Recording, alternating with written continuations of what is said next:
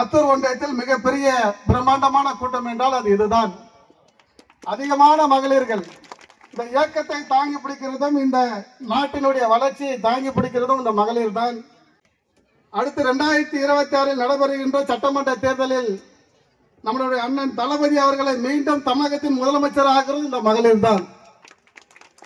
4 ஆண்டுகளுக்கு முன்பாக கழகத்தின் தலைவர் தமிழ்நாட்டுடைய முதலமைச்சர் அவர்கள் தேர்தல் காலத்தில் தேர்தல் அறிக்கை வெளியிட்டார். அந்த தேர்தல் அறிக்கையில் சொன்னது மாதிரி 98% இன்றைக்கு தமிழ்நாட்டினுடைய மக்களுடைய குறைகளை நிறைவேற்றி வருகிற ஒரே அரசு நமது திராவிட மாடல் அரசு அண்ணன் தளபதியோட அரசு தான். முத்தமிழ் அறிஞர் டாக்டர் கலைஞர் எப்போதெல்லாம் ஆட்சிக்கு வருகிறாரோ அப்போதெல்லாம் இந்த பெண்களுக்கான திட்டங்களை தீட்டி பெண்களுக்கான முன்னேற்றத்தை முன்னெடுப்பார். குடும்ப சொத்தில் பெண்களுக்கு சம பங்கு என்பதை உறுதிப்படுத்தியவர், சட்டமாக்கியவர் நம்முடைய முத்தமிழறிஞர் டாக்டர் கலைஞர் அவர்கள். பெண்கள் காவலர்களாக பணி நியமனம் செய்தது நம்முடைய முத்தமிழறிஞர் டாக்டர் கலைஞர் அவர்கள்.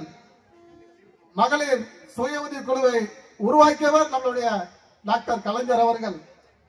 வாரிசு அரசியல் என்றால் அதை தொடர்ந்து தமிழ்நாட்டுடைய முதலமைச்சர் அண்ணன் தளபதி அவர்கள் முதலமைச்சராக பொறுப்பேற்ற பிறகு கலைஞர் செய்த திட்டங்களை, அந்த மகளிருக்கான திட்டங்களை தொடர்ந்து பெண்களுக்கு கட்டணமில்லா பேருந்து, குடும்ப தலைவருக்கு மகளிர் உரிமை தொகை, பெண் பிள்ளைகளுக்கு கல்லூரியில் புதுமை பெண் திட்டம் என்று இந்த பெண்களின் முன்னேற்றத்தில் வாரிசாக இன்றைக்கு செய்து கொண்டிருக்கிறார். ஒன்றிய அரசு நமக்கு செய்கின்ற அவலங்களை எடுத்துரைத்தார்கள். மார்ச் மாதம் என்றாலே திமுக உள்ள அனைத்து தொண்டனுக்கும் ஒரு உற்சாகம் பிறக்கும். மார்ச் 1 தளபதி அவர்களுடைய பிறந்த நாள். அந்த மார்ச் மாதம் 1ஆம் தேதியிலிருந்து தினமும் அந்த பிறந்த நாள் விழா கொண்டாடப்படுகிறது.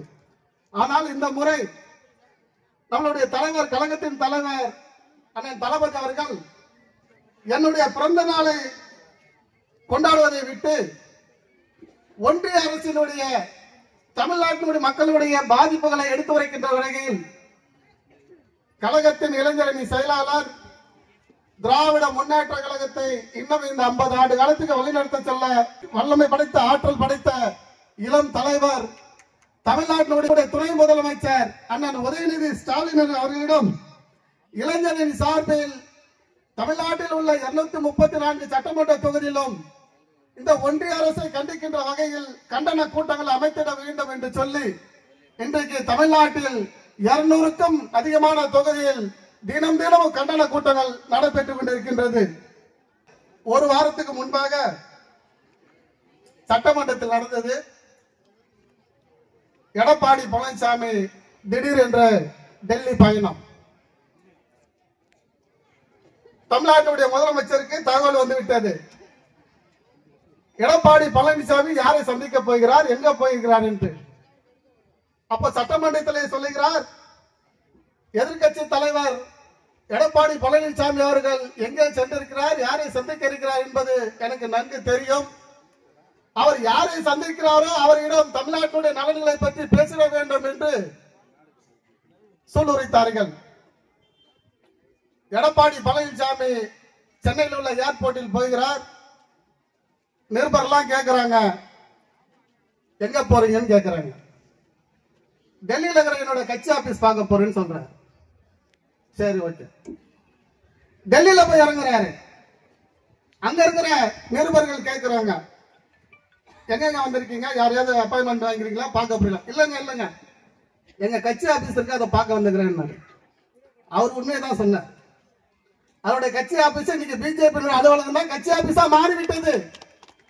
இந்தியாவில் உள்ள எத்தனையோ மாநிலங்களில் பிஜேபியோட தொடர்பு இந்த கட்சிகள் என்ன நிலைக்கு போனது என்று நன்றாக தெரியும்.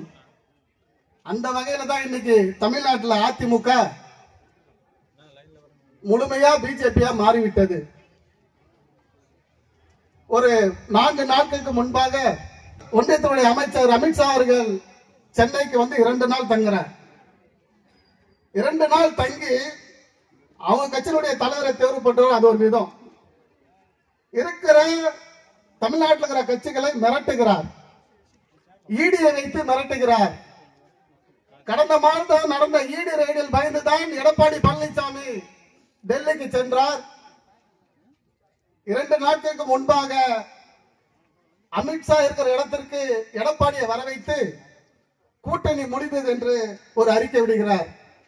இங்க இருக்கிற அத்தனை பேரும் அந்த எடப்பாடியுடைய முகத்தை டிவியில பார்த்திருப்பீங்க. அதை பார்க்கும் போது எனக்கு ஒரு ஞாபகம் வந்தது. மனோகரா படம், கலைஞர் அவர்கள் எழுதி கதைவனத்தில் எழுதிய மனோகரா படம். அந்த படத்துல ஒரு சீன் வரும்.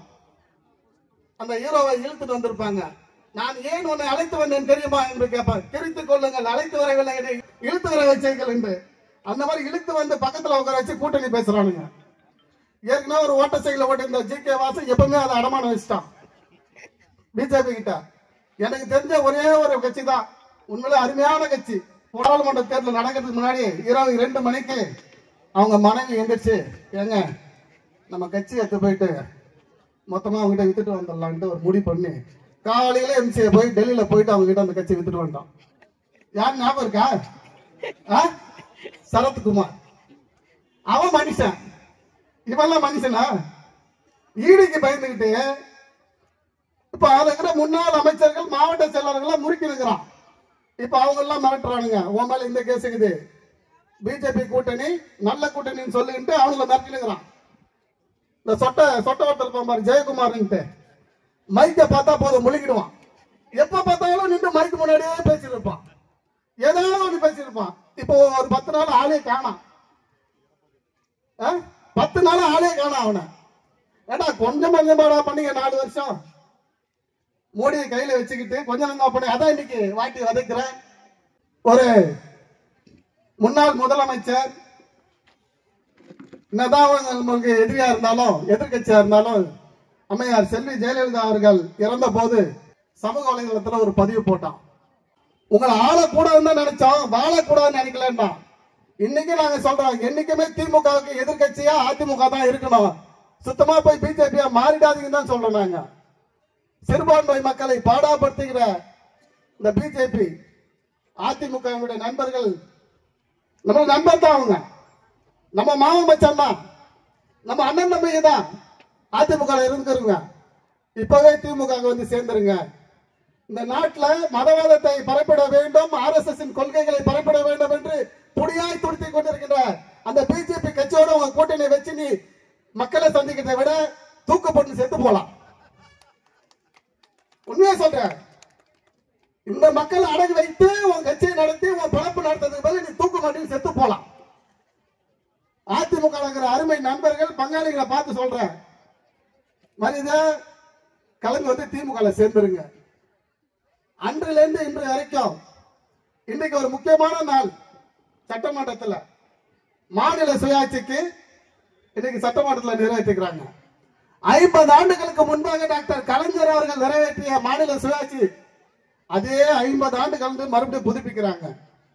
இந்த இயக்கத்தை, திராவிட முன்னேற்ற கழகத்தை கடமை கண்ணியம் கட்டுப்பாடோடு வழிநடத்துகிற நம்முடைய தலைவருடைய பிறந்த நாள்.